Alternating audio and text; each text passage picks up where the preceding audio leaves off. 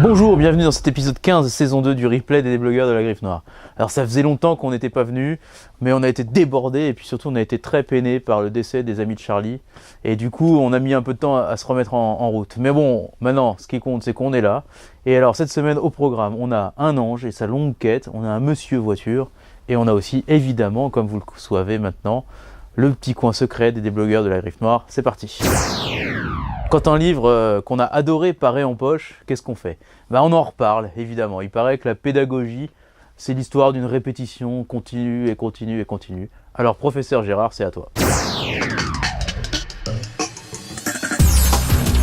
Ah non, juste pour vous signaler que vient de paraître ce livre qu'on avait adoré, en fait, qui s'appelle La longue attente de l'ange de Melania Mazzucco, en fait, qui est l'histoire du Tintoret. Vous savez, c'est Venise, la fin du XVIe siècle. Ce type avait une vie extraordinaire. Vous avez aussi Venise avec la peste. Vous avez des passages sur la peste dans Venise. Vous avez le combat entre le Titien et le Tintoret. Qui serait le plus grand maître du monde? Qui est le plus grand peintre du monde? Le Tintoret étant l'élève de Titien, mais le Titien très jaloux du Tintoret, la haine entre les deux.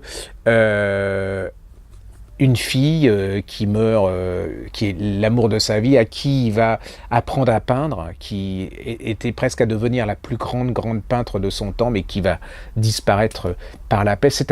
C'est à la fois c'est comme une saga, ça va à 100 à l'heure. C'est un livre d'histoire parce que vous découvrez Venise, le XVIe siècle, vous découvrez le Tintoret, la peinture. C'est pas emmerdant du tout, c'est vraiment, puis c'est très très beau, c'est bouleversant, c'est palpitant. Allez-y, ça s'appelle La longue attente de l'ange de Melania Mazzucco.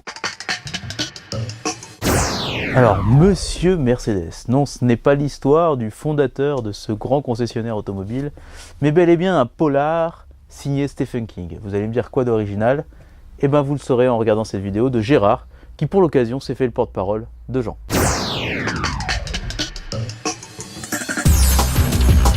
Juste, j'ai un petit communiqué à vous faire part de la part de mon associé et ami Jean Cazelle, qui est le spécialiste mondial interstellaire de Stephen King, et il vient de finir Monsieur Mercedes chez Albin Michel, et il me signale qu'il est excellent, que c'est le premier polar de Stephen King qui ne soit pas fantastique, vous voyez. Donc j'ai fait mon boulot, je vous l'ai dit, parce que moi Stephen King ça se vend tout seul, donc j'ai pas le temps et puis j'ai d'autres choses voilà. Mais en tout cas il a l'air d'être content, il est passé un bon moment en le lisant. Voilà, ça s'appelle Monsieur Mercedes de Stephen King chez Albin Michel. Et c'est désormais le moment de notre petite rubrique désormais traditionnel de ce replay, le petit coin secret des déblogueurs de la Griffe Noire. Vous savez, pendant le salon du Poche, les auteurs s'en vont au fin fond des allées, dans un petit coin secret où ils nous racontent un peu leur coup de cœur et leur coup de blues, mais aussi où ils nous parlent de leur œuvre. Aujourd'hui, c'est Philippe de Sertine. Alors je voulais vous parler d'abord de ma première actualité, c'est en livre de poche, Le Guet du Tigre. C'est un thriller. C'est un thriller où tout est vrai, c'est-à-dire que l'intrigue est un événement qui s'est réellement produit, qui est un événement majeur du XXIe siècle, le jour où un des policiers les plus célèbres de Chine, il s'appelle Wang Lijun, va demander l'asile diplomatique aux États-Unis. Pendant 3 jours, les États-Unis ne savent pas quoi faire, et au bout de 3 jours, les États-Unis décident de le rendre à la Chine. Il va en résulter des conséquences incroyables. C'était en 2012, ça se poursuit aujourd'hui. Dans ce livre, vous avez des clés de lecture, non seulement évidemment de ce qui s'est passé à ce moment-là, mais de l'actualité d'aujourd'hui, de la façon dont le président chinois gère sa relation avec le restant du Parti communiste. Alors j'enchaîne avec mon autre actualité. C'est un livre là, alors celui-ci il n'est pas encore en poche parce qu'il vient juste de sortir au mois d'avril aux éditions Anne Carrière. Il s'appelle En tout espoir de cause. Le monde de demain a déjà commencé. Celui-ci, c'est vraiment aussi pour la jeunesse aujourd'hui qui peut avoir peut-être un peu le moral à zéro quand elle est en train de regarder ce qui se passe économiquement, quand elle se demande quel va être son avenir.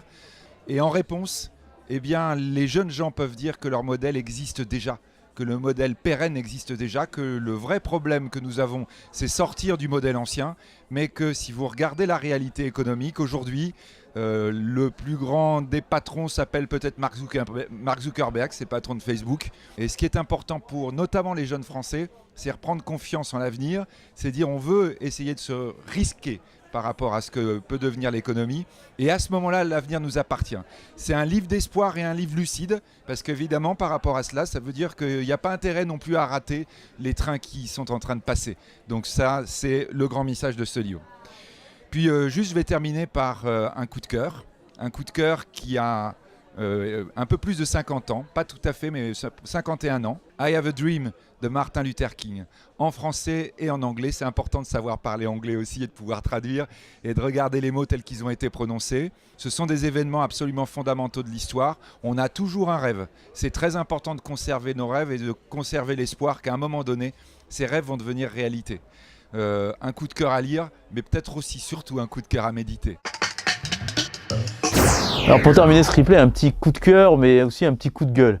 Un petit coup de gueule, vous le voyez, je suis dans le coin des enfants, et en fait c'est juste pour faire un petit coup de gueule contre finalement le côté enfantin de notre pays, qui est capable de s'écharper pendant, on va dire, 15 jours, autour du livre de Michel Houellebecq. Ce livre de Michel Houellebecq, Soumission, où vous savez, un président musulman arrive au pouvoir en France, et où finalement l'UMP et le PS s'allient pour ce président musulman, pour faire barrière au Front National. Alors voilà, donc ça c'est l'histoire d'un livre, c'est un auteur, il a pris un élément de fiction et il en a fait un livre. Alors on peut aimer son style, pas aimer son style, ainsi de suite, mais en tout cas, on n'est pas obligé de s'écharper en se demandant si Houellebecq est le porte-parole des islamistes ou le porte-parole de l'extrême droite, ou si c'est un nouveau Zemmour ou un nouveau Paul Morand.